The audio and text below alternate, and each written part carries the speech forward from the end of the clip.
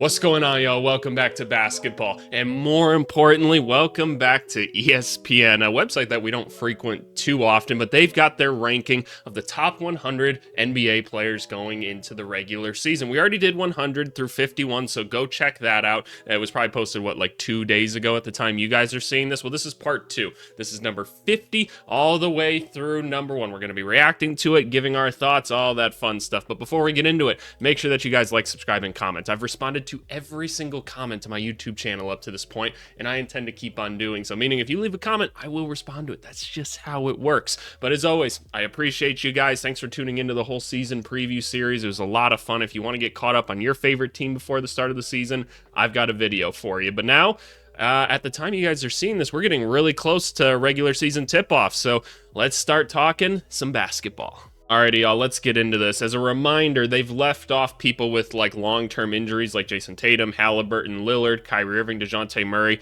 Fred VanVleet. But it's interesting because they've held injuries against other players. So I don't know. We'll see. I think the most interesting one in the last video was that Zion was ranked 61st or something crazy like that, which...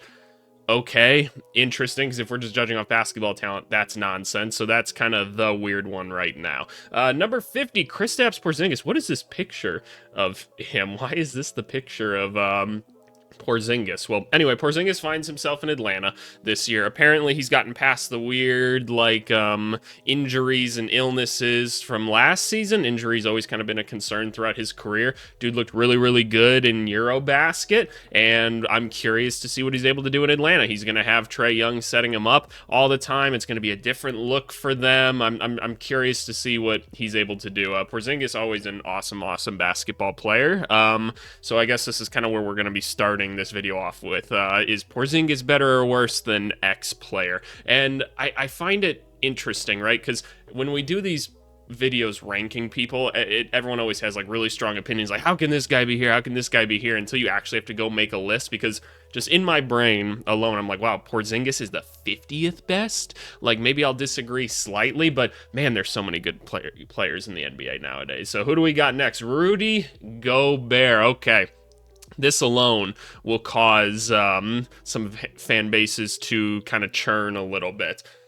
Okay, if I'm being objective, the defense of Rudy Gobert is pretty damn elite. It's pretty awesome, right? That's what he is, right? He's one of the best defensive players of our generation. Porzingis, also a good defensive player, right? Rudy Gobert obviously being more top echelon type guys, but the offense is so minimal here and just downright unplayable sometimes, whereas Porzingis obviously is a very good offensive player. So more well-rounded to Porzingis. Rudy Gobert, yes, the defensive anchor of him is pretty nuts. On any given night, I might rather have Porzingis, but situationally, I might have Gobert. It's a lot closer than maybe I'd think. Oh, and by the way, the way they did these rankings was they surveyed, what was it? How many people did they survey in here? Did they not list it again in here? Java update, go away. I don't want to see any comments about it. But no, they surveyed a bunch of ESPN commenters or something like that in order to make this list. But Gobert over Porzingis, it's tough to say. It's a tough one. Mikal Bridges, okay, seeing him all the way back here, I'll definitely take him over Porzingis and Rudy Gobert. Why? Because it feels like he's kind of the ultimate utility guy in the NBA at this point. He can go get a bucket at every level, right? He's a capable ball handler. He's a good defensive player. He scared us a bit last season with the hitch in his jump shot that seemed to hinder him a little bit, but he got back to normal for the most part. Can I get a number on Mr. Bridges quick for his three-point shooting? I want to say it was 37-ish percent or something like that by the end of the year. Oh no, 35. So literally about league average at that 35.4. So a little bit of a drop for him last season, something we're going to have to watch going forward to see if that's going to be a little bit more of a hindrance to him. But, this is why we bring the numbers up, man. It's a good thing to check on that. But last season was 38. He fell a little bit. It was a volatile season after being acquired, blah, blah, blah, blah, blah. He had inconsistent production. Yeah, I'd agree with that on the offensive end. But he made a huge plays to help the Knicks win 2 of their 4 games. Yeah, he was great in the playoffs. So, all right, fair enough, and he's always available. Joel Embiid, all the way back at 47. So if we're judging purely off of how he played last season, which was injured. I mean, look at this drop from 8 to 47. Woo, that is a huge block. Signature stat: Embiid in 23 became the first player since Wilt Chamberlain with more points than minutes played in a season. That's actually that's not necessarily a good or bad stat, isn't it? It just kind of depends on the actual context of the stat more so. But Embiid, the way he played last season was not great. He was obviously incredibly injured like the whole season. Like, he was not in a good place, and they ended up just kind of pulling him, and he needed surgery, all this other stuff, right? I think we all know when Joel Embiid plays and he's healthy, he's very, very good. How much has his body kind of just taken a beating since then? That's tougher to say. I mean, it doesn't sound like he's going to be playing at the beginning of this year either. It's tough to say. I feel it feels wrong to have him this low because we know how dominant of a force this guy is. But again, if I'm just judging off how he played last season, again, I can't tell you how much or how little he was hurt. It just looked like he was the whole time. So I guess it's fair. In terms of just production last year, you can put Bridges over him, but I don't know exactly how we rank these things. So I don't know. Jamal Murray, everybody's favorite not quite all-star on the Denver Nuggets. It's always interesting, right? Like, there's going to be stats for forever about Nikola Jokic, about how he never played with like any other all-star level players, right? And then there'll be the old heads like us that'll say, you don't know how good Jamal Murray was. He was pretty good. He just wasn't an all-star or whatever. But yeah, no, Jamal Murray, great player, right? Obviously, big-time scorer, great pick-and-roll player, good distributor, all of that stuff. Defensively, meh, get you what he gets you at the end of the day, but incredible kind of game finisher for the most part. He's dealt with some injuries, it feels like, too. This feels like we've dealt with some injuries kind of section of the NBA. Like, a lot of these guys could be like elite role player, borderline all-star type. Obviously, Embiid was a MVP at one point. Whether or not you agree or disagree with that, I'll always say I think it's crazy that Jokic didn't win it that year. I think the fatigue that voters get is so interesting. But Jamal Murray, very, very good basketball player. I don't know how best to describe him other than what I just did, but having him all the way down at 46, yeah, I guess so, considering the other players we're seeing here. Okay, fair enough. I'm comfortable saying Jamal Murray's the best player that we've seen so far outside of Zion. The Zion one is still crazy to me, but regardless, we move forward. Jared Allen. I'll put Jamal Murray above Jared Allen, but I love Jared Allen. Okay, one of the kind of two-headed monsters for Cleveland, elite shot blocker, right? Again, I would put this, it feels like we're in elite role player status right now, and Jared Allen's role is to be the ultimate big man, get rebounds, play great defense, right? And, I don't know, run, jump, and dunk. It was really cool to see Cleveland, and we're going to see a lot of Cleveland players coming up. There were times over the past couple seasons where, he could only play with, I want to say it was Donovan Mitchell. I want to say, that it was just those two that worked really well together, and then, Garland and Mobley worked really well together, but then Coach Kenny comes in, kind of reworks it. Cleveland's really good now because all four guys could play together, and Jared Allen was obviously a big part of that success. He's a guy that could get you 20 points on any given night just because he's so lethal around the rim, and obviously, his field goal percentage and stuff is always excellent, and again, he plays a very simple game. He's never going to create shots for himself, but again, just elite role players where I'd put him. Jalen Johnson. Okay, so this is an interesting one, right? I think a lot of us look at Jalen Johnson and we say, okay, this guy's kind of starting to get into this category of the Jared Allens, Jamal Murrays, Mikal Bridges, right? Is kind of these elite role players, maybe fringe all-star guy. He's always kind of going to be in the conversation. I wouldn't put him higher than the other guys. What was nice about his game last season, because while he really didn't become very efficient last year, mind you, he had his season cut short due to injuries, again, which is really unfortunate, but he didn't become much more efficient in terms of his offensive basketball game last season, but he became a much more steady playmaker as a guy that could kind of keep offense moving whenever the ball rarely left Trae Young's hands, right? So that was a big part of the growth in his game, right? Is that he could be somewhat of a pseudo shot creator. And I think we all watch him and we go, yep, there's enough if I could put the ball on the floor, make something happen, I can get to different spots on the court. It's just kind of getting those shots to fall more consistently at this point. He averaged bench, 18 points, 10 rebounds, 5 assists, and 1.6 steals in 10 games. That's pretty nuts. Now Johnson and Trae Young will have a lot more help around them, and that's what I'm curious to see, right? So now they got some other dudes around them, right? They got a lot of space on the team, right? So he's going to be able to attack a little bit more. I mean, just playing next to Porzingis itself, right? That lends to a lot more space where he can go be around the rim, which is probably where he should be, right? That's probably where he's going to be at his best. So I'm curious to see. I'm not comfortable putting him this high right now, but I'm curious.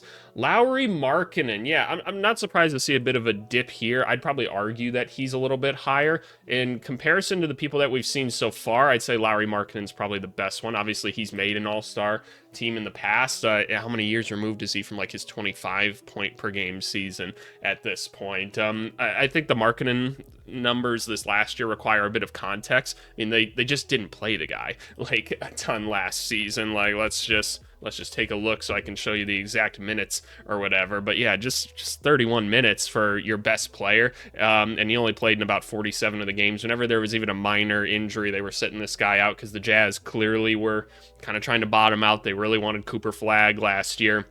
Kind of backfired. They got Ace Bailey. It's been fun to watch him so far in the preseason. Coach Hardy's having him basically just be a Michael Porter Jr. right now, which is kind of what we said. We're like, hey, he's athletic Michael Porter Jr. with a bit more upside. But no, everything that Markkanen's able to do, like he can be a shot creator, which a lot of people kind of forget is a good part of his game. Like, yes, we all think of stretch big, right? That's the first thing we think of with him, but he's incredibly skilled at like getting himself to the rim because he's so strong. He's willing to finish over people defensively. I think he's more than competent, switching on to other people. It's just, again, like you have to remember he's been playing around like not necessarily real NBA players and a team that was trying to bottom out this last year. So I wouldn't be surprised to see this jump back up this year, but who knows? Maybe the Jazz are still kind of in tank mode, right? Maybe they're like, hey, let's get Senzabal out there. Let's get Walter Clayton and Ace out there. We'll see what Collier can do, right? And Keontae George, if that guy ever learns to play some defense. We're going to see what they can do, and Lowry, we'll get you out there when we can. I know a lot of people want them to trade Lowry. I just don't think that makes sense. But regardless, shout out Lauri Markkanen, great player.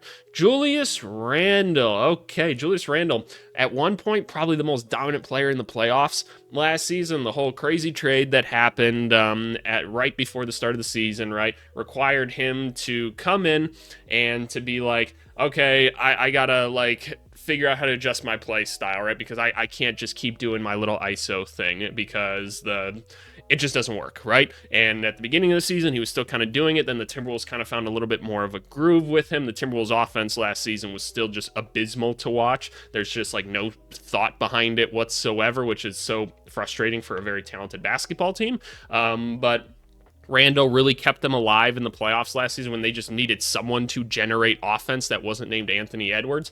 And he was just like, again, it wasn't even anything crazy. He's just like, all right, I have the ball. I'm just going to jab, pull up in your face. I'm just going to attack the rim. I'm just going to do what I can because I am a really talented basketball player. And that's what he was able to do for Minnesota last season. Again, especially in the playoffs, he really had that jump until they ran into OKC and they baited him back into doing his like high post up. I'm not going to get the ball to anybody else kind of BS that we've seen Julius Randle do sometimes. But incredible basketball player night in and night out. And by the way, has the funniest kid ever. I sat next to his kid at a Timberwolves game once. I live in Minneapolis, so those of you that don't know, I'm not a Wolves fan, but I just enjoy basketball, so obviously I'm going to be at these. I sat next to his kid. I didn't know it was his kid, but swaggiest like little like 8-year-old I've ever seen. Kid's like huge too. Like kid's going to be as big as his pops. It's crazy. So shout out Randle. Is he the best player we've seen on this list so far? It's probably him or Markkanen, one of the two. Again, I'll put Zion above them all, but it is what it is.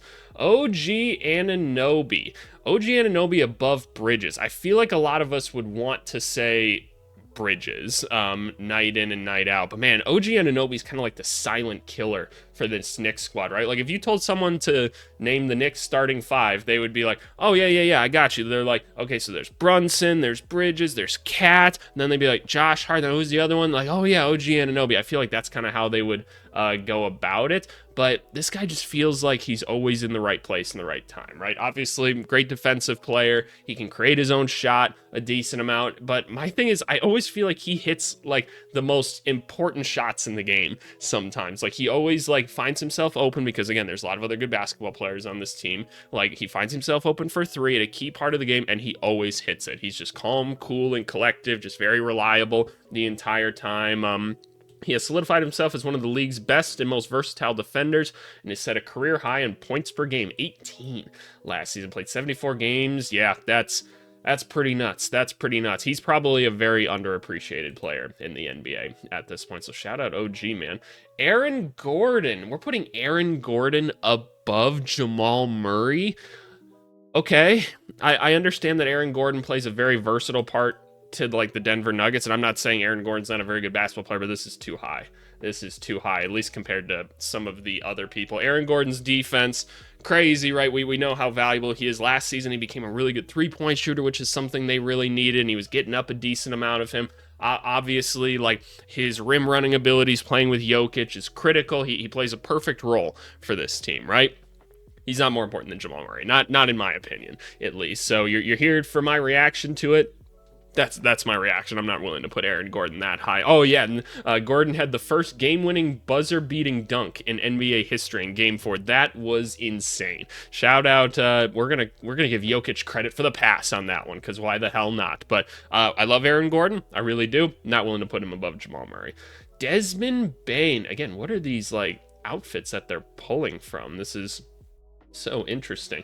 For the first time in his career, Bane has a new home. The Magic are confident he'll be the missing component that helps them go deeper in the playoffs. The reason for that is the motherfucker can really shoot the rock, right? That's clear. And he's kind of a pseudo ball handler playmaker. Again, I'm not sure you want him to be the guy with the ball the whole time. Like, they're maybe hoping he will. I think they're hoping between him and Tyus Jones, like, that's kind of the case. But for right now, like, Bane is a pretty damn good playmaker. Again, concerns if he's your main guy, but I'm curious to see how he does with Orlando this year. He's not a drop-off defensively either. He's pretty good on that end of the basketball court. I really love Desmond Bane's game.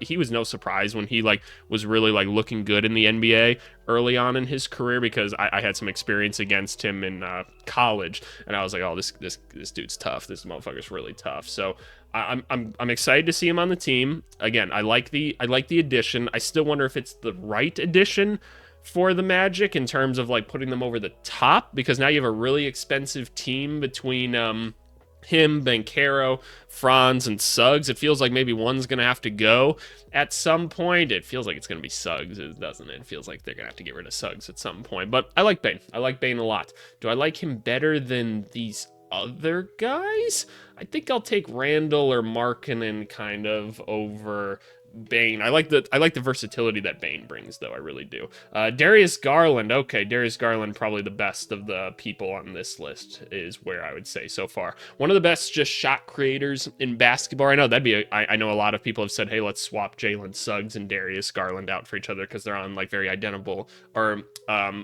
contracts. So it'd be kind of easy to swap the two, and it feels like Cleveland can maybe use the defensive guard that Suggs is, and Orlando could use this pure just like shot creator, right? Because this guy's a 3-level scorer, one of the hardest guys to keep in front of you in the NBA, right?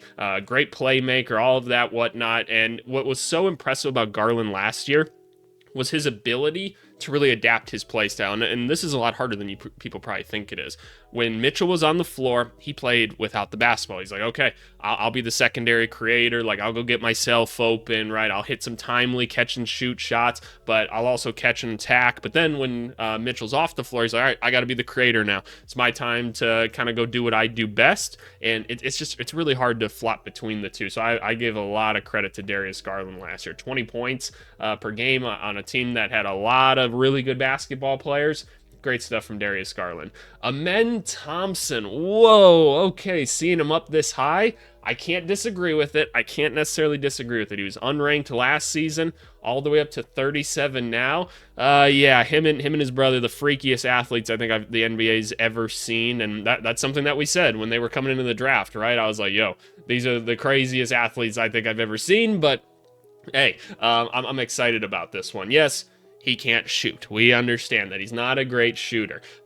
but he's good at everything else. He's a good passer. He can attack. He can handle the rock, right? Potentially the best defender in the NBA, not named Victor Wembanyama, right? Potentially. He just locks up everybody that's on him because he has this crazy just control of his body, and he can use his athleticism to deflect everything, block every shot, keep everybody in front of him. He has just incredible basketball instincts and creativity. So it feels like he's going to be a first-time All-Star or something this year. So, man, shout out to Men Thompson, man. He's awesome. I hope to see Asar kind of keep up once he's kind of truly healthy after all the injuries and everything. So shout out to Men. What's his signature stat? Thompson was the first Rockets player with at least 80 steals and 80 blocks since Hakeem. Cool. We like that. Ivica Zubac. Yes, give Ivica Zubac credit. Last season, yeah, out of the people we've seen on this list so far, Zubac number one. One of the more underrated players last year. We can always take a look at EPM just to kind of see that for certain. Like, look at this. Ivica Zubac, all the way up 99th percentile in estimated wins, 98th percentile EPM. And that doesn't tell the whole story, right? But anybody that was really paying attention to basketball last year knew that Zubac was like that dude, like lethal around the rim, setting the meanest screens, absolute defensive monster, rebounding monster, right? Like everything you want a big man to do, he was absolutely elite and stellar at it. So underrated no more. Zubac had a breakout year in his 9th season, still just 28 years old. Hey, by the way, this is a reminder to you motherfuckers that just play too much 2K and don't understand how like basketball progression works or whatever. 9th season, still kind of improving, getting better, right? You figure certain things out. You're always learning the game. Don't just assume that when people hit 26 that that's the prime and that's exactly where they're at, right? So be open-minded, realize that people get better at shit. So shout out to Zubac, man. He was awesome. 59 double-doubles. That's a lot. That is a lot. Okay, yeah, Zubac, top guy we've seen on the list so far. Again, outside of Zion. I'll let you guys know when I think we're past Zion. De'Aaron Fox. I'm going to put Zubac above De'Aaron Fox. So again, we're kind of in this fringe all-star conversations still. That's kind of the category when there's so many good players in the NBA. De'Aaron Fox is awesome. We all know his shot creativity and the defense. That's all awesome. Solid playmaker. I'd honestly say, like, I don't love Fox's, like, playmaking skills. I feel like it could be better. Again, I think the one reason that the Kings had a pretty good season a couple of years ago was more so due to Sabonis kind of just like running that hub or whatever, but obviously Fox, like just his ability to go get a shot whenever he needs it is absolutely elite. We get to see him play next to Wembanyama now because we didn't really get to see that last year, although it sounds like he may be like hurt to start the year. Is that what we're hearing? I think the real interesting thing with Fox more so is just his long-term fit with the team, right? Because there is a Dylan Harper, there's a Castle, there's a Vassell, and again, Fox is a very good basketball player. It's just which of these guards is going to work the best with Wemby. That's what it's going to end up being. And obviously right now Fox is the best out of all of them by far, but in a couple of years, who knows what that looks like. I think, look, at the time of recording this, there's only been a couple preseason games, right? But one of the things I've seen talked about in our Discord already, go join the Discord if you haven't already. Link is down in the description below. It's completely free if you want to go talk some basketball. We've seen some people saying, and again, slight overreactions because it's preseason, but they're like, these rookies just look so much better than last year's rookies. And I'm like, yeah, the last year's rookie class was really, really rough. And that's something that I tried to communicate with a lot of people. I'm like, this one's is really, really, really good. Like these guys look ready to play right away. They blend in a lot better. So shout out to those guys like Dylan Harper, like just already showing his array of moves and abilities to score in just like one preseason game. But yeah, no, Fox is awesome. Fox is awesome. Domantas Sabonis. Okay, yeah, I'll give it to him now. Sabonis is the best one that we've looked at so far. My guy is always underrated. He is always underrated. This guy, like, he doesn't do anything like bad. He doesn't. He can let's just talk big man things first. Elite rebounder, right? He's elite around the rim. He's a very competent defender, even though he's not a very good shot blocker. We'll say that. But he's a very, very good defensive player, just being like a post-up guy, like shit like that. He's a great passer. He can shoot from the outside. Like, what can't this guy do? The fact that he wasn't like an all-star last season, just like, it crushed me. He has finished third, second, first in the NBA in rebounds in the past 4 seasons, blah, blah, blah, blah, blah. He's averaged at least 18.5 points over the last 6 seasons. He made 41% of his threes last year. He doesn't protect the rim in a fearsome way. Yep, so that's kind of one of the things we were talking about. But again, he's on a weird team that doesn't feel like it's going to go anywhere with him, Levine, DeRozan, right, and whatever other combination of, like, not quite ball handlers they decide to put out on the basketball court. So I don't know. The Kings are in a very weird spot. I'd like to see Domantas Sabonis end up somewhere else, because I think he could be an absolute monster come playoff time if in the right situation. So shout out Sabonis. Ja Morant, I'm not ready to put him above Sabonis or like all right, you ready to generate some comments, everybody? I'll take, and just hear me out for a second. Last season, hear my whole stat. Zubac's better than Ja Morant last season. I think we all understand the potential of Ja Morant. I'll take Zubac's, Amen Thompson, Darius Garland, Desmond Bane, probably Randall over Ja Morant, and this is where the Grizzlies fans come after me a little bit more. Yes, Ja Morant has a ton of potential. This guy, though, like, and yes, like all the off-the-court stuff or whatever, if I could type really quick, just pulling up some Ja Morant numbers so we can have a little bit of context here. Like, this guy has not been an efficient basketball player at any part of his career yet. We're in year, and again, a lot of off-the-court things. 1, 2, 3, 4, 5, 6. Going into year 7 now of Ja Morant, which makes me feel ridiculously old at this point. But, you know, it's what it is. I just have some worries about this guy, right? Obviously, his ability to create and get to the rack and all of that is awesome, but even still, like, it's not that great. It's not that great. It's not bad either, because again, there's like bigs and stuff that factor into a lot of these numbers and the actual percentiles that they find themselves in, but I don't know, man. There's something about kind of just the immaturity in his game, and I love, like, the playmaking. That's become, like, really, really big for him, as he's become a much better just, like, hey, let me move the ball around, kind of find other people, but I don't see his game changing a whole bunch else outside of that. Like, I don't see him kind of picking up on things defensively anymore than he was. I'm not seeing the offense really, like, start to evolve. Like, he's really, like, I don't feel like he's cerebrally, like, understanding the game any better than what he was. And I don't know if that's more of just like a Memphis needs to be teaching him better or what, but obviously we see some of the concerns off the court with him. Is he just not a guy that's maybe taking this the most seriously? That's a question you could ask. I don't know. I'm not working out with him, but the talent is absolutely undeniable. Ja Morant's an awesome basketball player. I don't want to say that he's not. I'm not comfortable putting him up this high. And the Grizzlies, man, already all of them are basically injured. So Grizzlies fans, I wish the best for you. I really do. Franz Wagner. Ooh, let's get this off the screen. Why does this happen? Get off my screen. Where is all of this on here? I'm teaching you guys how to take a look at different pages on a website and just get rid of them all. So there we go. We went and got rid of all of it now. Look at that little inspect element for everybody. I love Franz. I absolutely love Franz. Let's get the negative stuff out of the way. Motherfucker still can't shoot. Can't shoot the basketball for whatever reason. Like, it started to get a little bit better at one point, then the hitch came back, and it's still rough. It's still rough. Getting better and better and better. It feels like every year at trying to be kind of a lead playmaker for this team, because the team has needed one, right? They've got some different options they can go to now, but in terms of this guy just being able to kind of get downhill, because that's really what he's doing, right? If he has the basketball, he's trying to figure out how to get downhill, which is good. That's what he's very good at. He's a nice passer. Once he gets into those situations, we love Franz Wagner. Obviously, defensively, he's very, very, very, very good.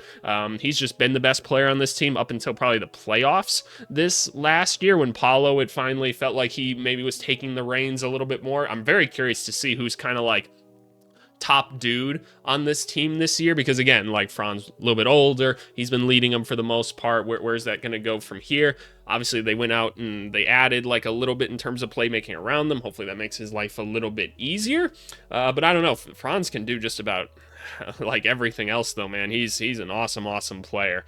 I'm trying to think, like, him compared to some of these other guys. I'll still take Sabonis right now, and he's probably the only one that I take over Franz at this point. But I love Franz. I absolutely do. I need to see more of him and his brother playing together this season. It's too much fun not to. Okay, moving on. Jaren Jackson Jr.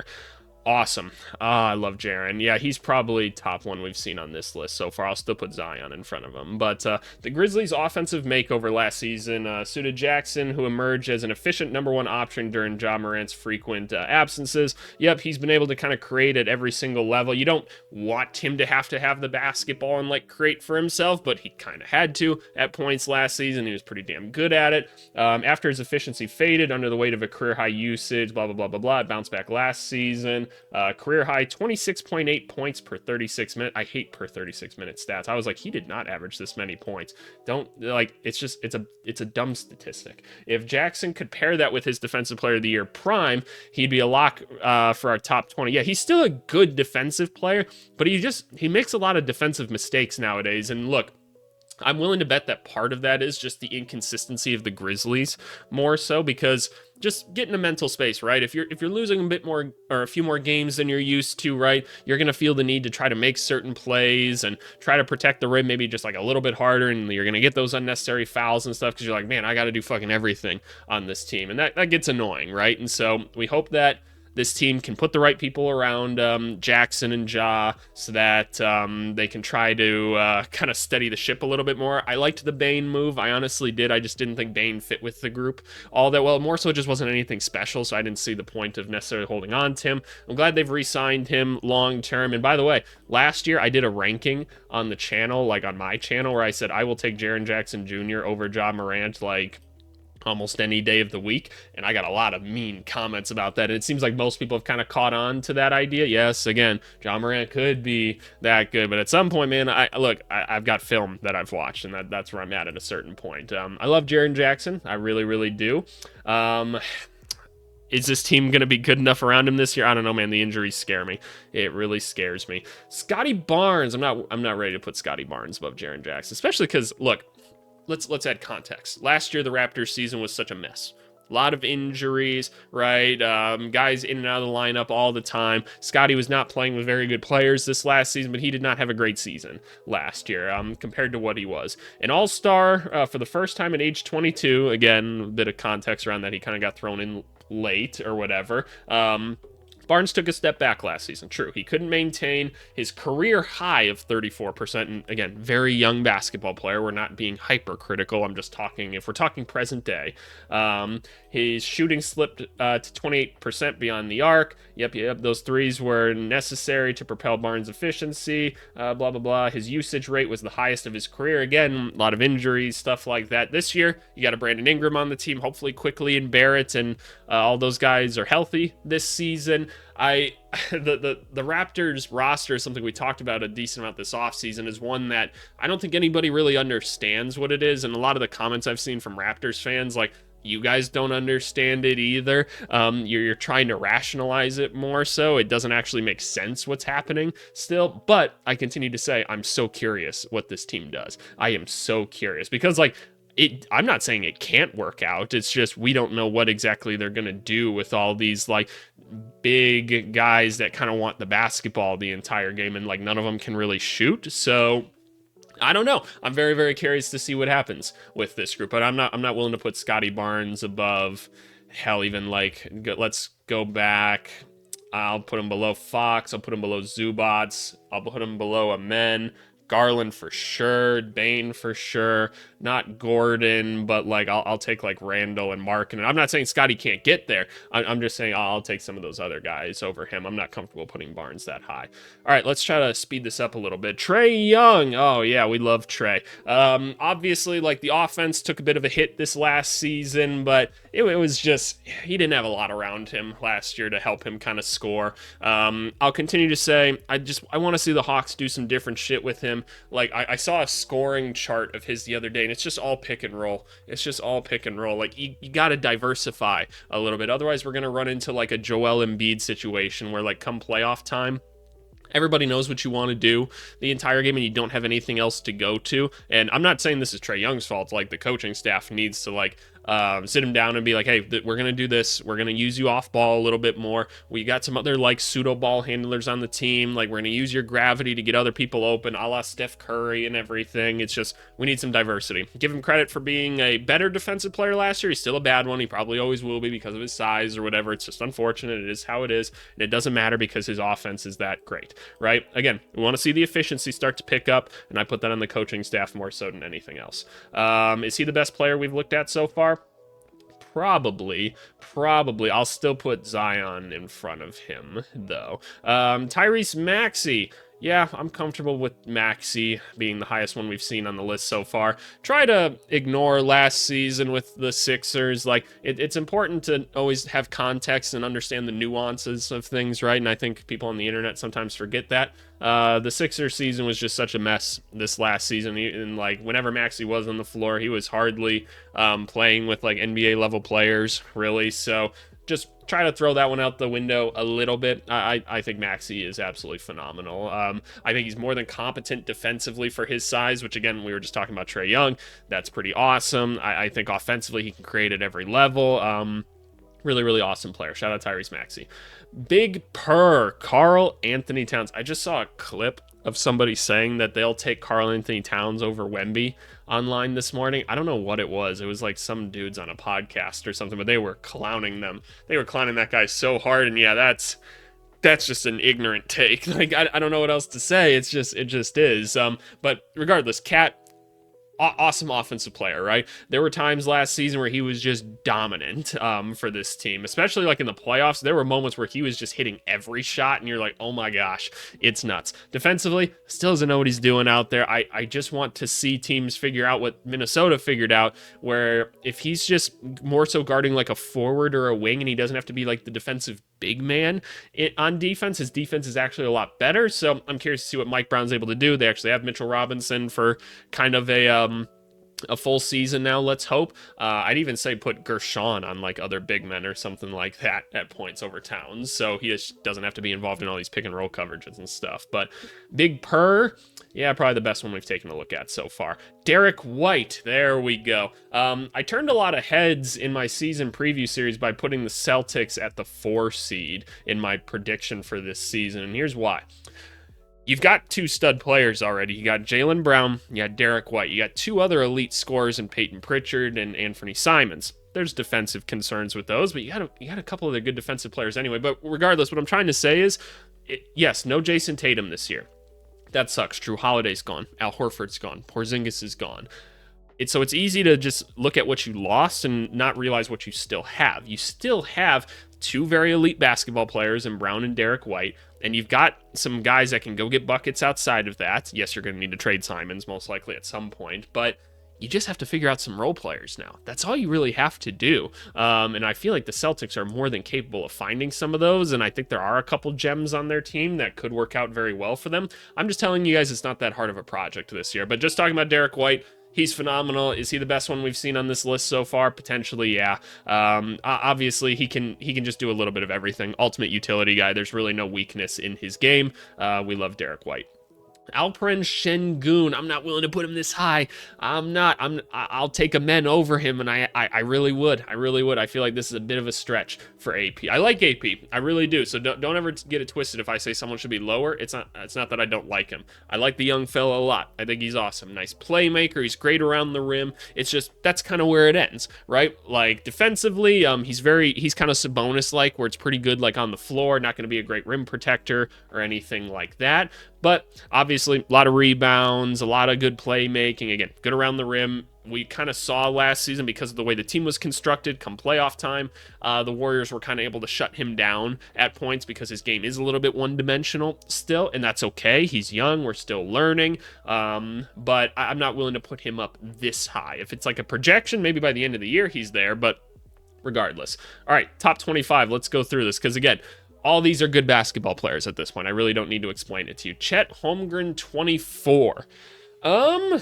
I'm not sure. Do I want to put him above Şengün? Again, this is where I feel like we're projecting more so now because these are young players. And I'm not saying that like I couldn't see Şengün at 25, right? By the end of the season, I could totally see it. It's definitely not out of the question. Same with Chet 24. I'm not comfortable putting him there now. I'd like to see some of the like shot creation be a little bit better out of him, like because he's kind of a non-existent playmaker at this point in time. But elite defensively, he can move without the basketball for a big man in a way that few others can, if anyone else really can. Obviously, awesome shooter. Great. Like we love Chet. I'm not willing to put him above some of these other people yet, but by the end of the season, I could see it. James Harden, he's still doing James Harden things, man. Still scores, still play makes. Doesn't quite get by people at the same level that he used to, and is like at the rim, like percentages really dropped this last year, but he's still awesome. He's still awesome. Pascal Siakam, one of the more underrated players in the NBA. I always loved last year when the Pacers would like get away from their run and gun for just like a second so they could give Pascal like a little bit of time to just like cook for like a possession or so. It's a really great way to change pace in a basketball game. So shout out to Rick Carlisle for that more so, but no weaknesses in Siakam's game. No weaknesses. Absolutely love Spicy P. Bam Adebayo, a guy that it feels like we've forgotten about a little bit. When he's at his peak, he is higher than a lot of the other people on this list. By the way, I'd still put Zion above all of these people. What is he going to look like this year? That's a big question, right? Hero's out for the start of the season. Norman Powell will be interesting. I love Jonas and Khalil Ware. The chemistry that those two have shown in just like 2 preseason games is like crazy. But again, just preseason, we're not overreacting. Bam's awesome. Great defensively, right? Offensively, I'd like to see his game diversify a little bit more. It looks like he's starting to try to get up a few more threes and stuff, so that'd be nice. That'd be nice. Shout out Bam. Kawhi Leonard, yeah, if he's playing, right? If he's playing, there's always the if, right? There's always the if. When he's on the court, though, he looks pretty good. Maybe looked a step slower last year. Apparently, he's been working out a ton this last year. There's no reason that, like, if Kawhi's healthy, he can't be a top 10 player at this point, so there you go. Jaylen Brown. I've always said I want to see Jaylen Brown be the guy on a team, and this is not the way that I wanted it to happen, but I get to see it this year. I get to see it. This is a guy that is, he could easily surpass his career high in scoring. You forget, this guy's like a 26, like 25 plus per game scorer on any given night, right? Just because he is technically the second option. But I love Jaylen Brown. It's nice that the ball handling and stuff has gotten a little bit better. Last season, you could tell he was hurt kind of the whole year, and he just looked a little bit slow. Seems like he's really been in attack mode in preseason, but again, it's preseason is what it is. So I think he's trying to get into this headspace of like, all right, I'm the main guy now. Let's do it because it's looked pretty good. Brown's awesome. Jimmy G Buckets. Yeah, we all know that Jimmy Butler's kind of a flip the switch guy at this point in his career. He's a little bit older. Not a big deal. His defense has slid a little bit, and then the playoffs, it really picked back up again. Yes, there's going to be the nights where he only scores like 6 points or whatever. You want him on your team come playoff time. Would I say that he's above like a Brown and like Kawhi and all them? Kawhi at his peak, probably higher. Jimmy Butler, I'll probably take over Brown, maybe still. I don't know. There's a bit more diversity to what Jimmy Butler's able to provide in terms of like playmaking, because like playmaking wise, Jimmy Butler was like one of the best in the NBA last year. It was crazy what he was able to do at like just every level of offense. So shout out Jimmy. Paolo Banchero. I can't put him this high right now, but again, could I see him here by the end of the season? Sure. Why the hell not? We got to get him more efficient. We got to get him into some easier scoring opportunities, and I think that's when we'll start to see the ascension a little bit more, because right now it's hard. It is hard for him to get where he needs to go, and he's still very young, but man, the things that he is able to do right now at his size, his skill level, his intangibles, the smarts he has, sky's the limit for Banchero. Absolutely love his game. Not ready to put him this high yet, but I could see it by the end of the season. Devin Booker. Yep, I can't wait to see him play this year with the squad that he has around him, because I think it's interesting. This feels like a season where Booker might be sitting every once in a while, just because it's like, fuck it, this season's just so weird. But still one of the best offensive players in the NBA, a guy that can drag you to the finals if you've got the right team around him. We've already seen it at a certain point, and a guy that we criticize for his defense sometimes, but he has to carry so much of the load offensively, and we've seen him be an elite defender in his career. So especially with like Team USA basketball, that was awesome to see him be that role player. But Devin Booker, definitely the best player that we've looked at so far. Again, Kawhi maybe higher at certain points. Donovan Mitchell. Oh my God, Donovan Mitchell's 15. Oh my goodness, how many good players are there in the NBA? Yeah, this ranking seems low for a player that made All NBA first team. It perhaps reflects that Mitchell, despite piling up impressive regular seasons, carries a stigma for never league. That's such a stupid stigma. That's so stupid. Like, those Jazz teams were not that good. Like, they really weren't. It was just him and Rudy. Like, that's it, man. Like, the teams were not that good, and his team got hurt last year. Like, the best players went down. So what are you supposed to do? Like, we all saw Mitchell trying to carry this team as much as he could in the playoffs last year. That's dumb. I don't know. He's got to be higher. He's got to be higher. AD, Anthony Davis. Man, this feels low even.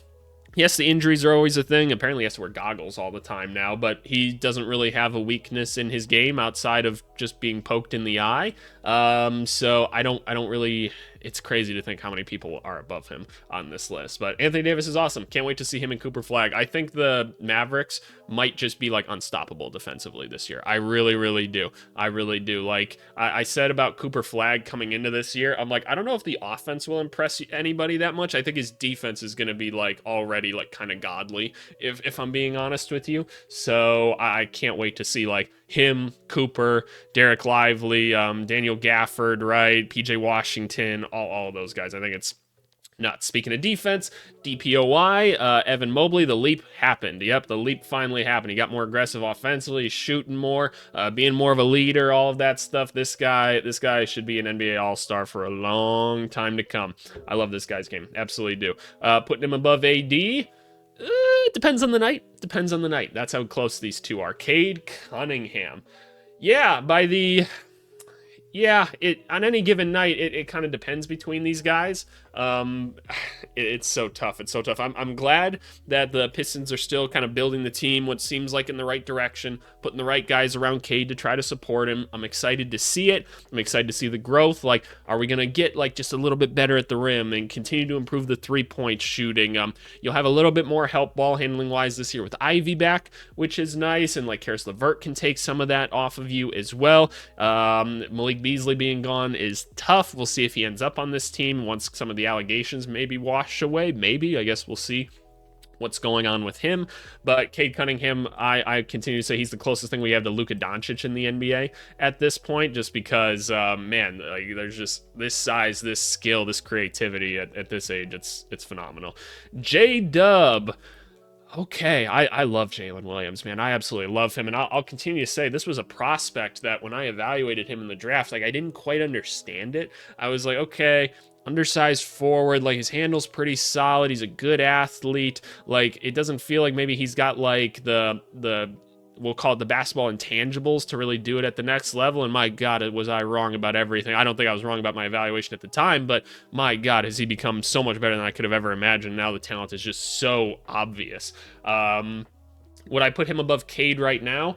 Hard to say. We need to see his creation skills probably improve quite substantially to catch up to Cade, but shout out J-Dub, man. He's awesome, and he's already won the finals. Okay, now I got to go grab like the top 10 players right here. Let's do this. Get these, like, why y'all gotta play these ads? I'm just trying to read the damn article. All right, let's do it. Top 10, Jalen Brunson. Hard to put him up this high when like the defense is that rough at times, but man, offensively, it's tough to find someone better than him, right? Just one of the best. Just, I need a bucket, give it to this guy in the NBA. Do I have him above all the other guys we took a look at?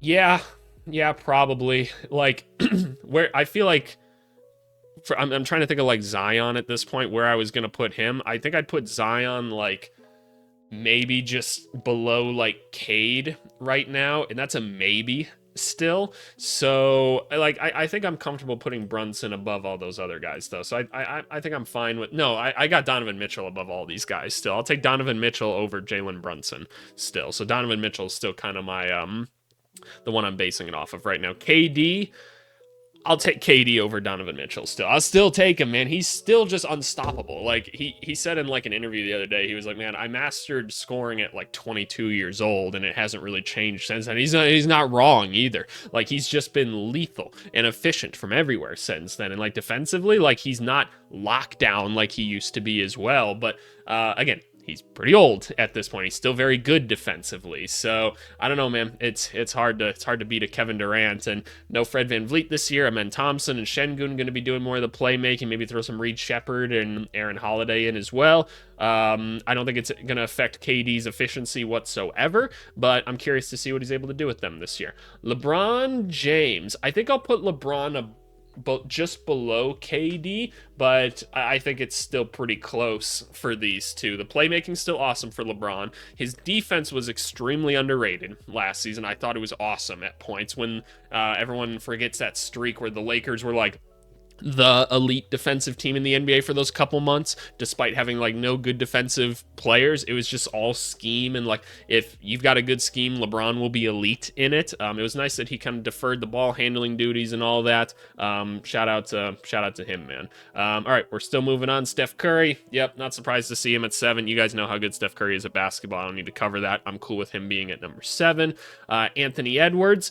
I don't know, better than Steph. I don't know about that, but it's close. It's very, very close. If by the end of the season you told me Anthony Edwards is top 3, I could maybe see it. I really could. But for where I have them right now, I'll still take Steph. Edwards, like when he's really locked in though, at this point, it's tough. Victor Wembanyama, number 5. Yeah. It kind of feels like it. It's crazy to say already, but also it's not. This is when I was evaluating this kid, I told y'all, like, this is the greatest prospect I've ever evaluated, and I don't think he's going to disappoint, man. He looks so dominant. He looks so dominant. All right, so now we get the Giannis, the Luka, Jokic, and Shea. What order we got him in? Giannis 4. So what they got Luka at 3. Okay.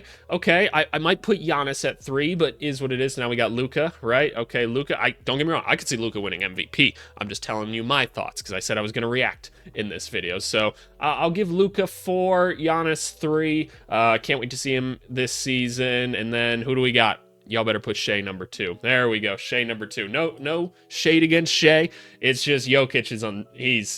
He's too much, man. He's too much. If you could get just the right team around this guy, like it feels like they could win like 70 games. It really does, just because like when he's on the basketball court, it's such a substantial difference. And by the way, we love Shea. Shea's phenomenal. Again, Jokic is one of the greatest basketball players I've ever seen. So yeah, there you go. There's my reaction to the top 100 players in ESPN's rankings this year. Sorry if this video was a little bit longer. Sometimes I can't help myself with going into a little bit more detail and trying to have just a little bit of context with things. But as always, I appreciate you guys. Let's move on to the comments of the video. Alrighty, y'all. Comment of the video is coming from our Bucks season preview one here. We've got the Greek god Giannis with the Greek jester Kyle Kuzma right here. Always a fun little thumbnail. The comment of the video comes from Lil Gaming Moments right here that said, not really related to this season, but the Griffin coach that Doc replaced, do you think he'll get another shot? If y'all remember, Coach Griffin was the guy that coached for half a season and then they got rid of him despite the Bucks being like pretty solid all said and done. Yes, we had some concerns about how him and Dame were coaching, but I honestly think a lot of us would prefer they just wouldn't have hired Doc at that point, but is what it is, right? I don't know if he'll get another head coaching shot. It's so hard. It's so network dependent, right? On like who knows you. I thought this was interesting because one of my best friends in the coaching industry was on the staff with Coach Griffin in Milwaukee, and they all got let go or whatever when Doc came in. Not everybody did, but a majority of the coaches kind of got let go or whatever that season. So I don't know. I really don't know. It's kind of hard to tell if he'll get another thing again. But I thought it was an interesting question, so thank you for asking it. If you want to have more great basketball conversations, go join the Discord. Link is in the description down below. Make sure to like, follow, subscribe, share these videos with your nana to boost the algorithm. We're going in to cover our 3rd NBA season here on YouTube, and I'm so glad you guys are tuning in for another fun journey. But as always, I appreciate you guys. Have a wonderful rest of your week, and we'll talk later. Thanks so much. Bye.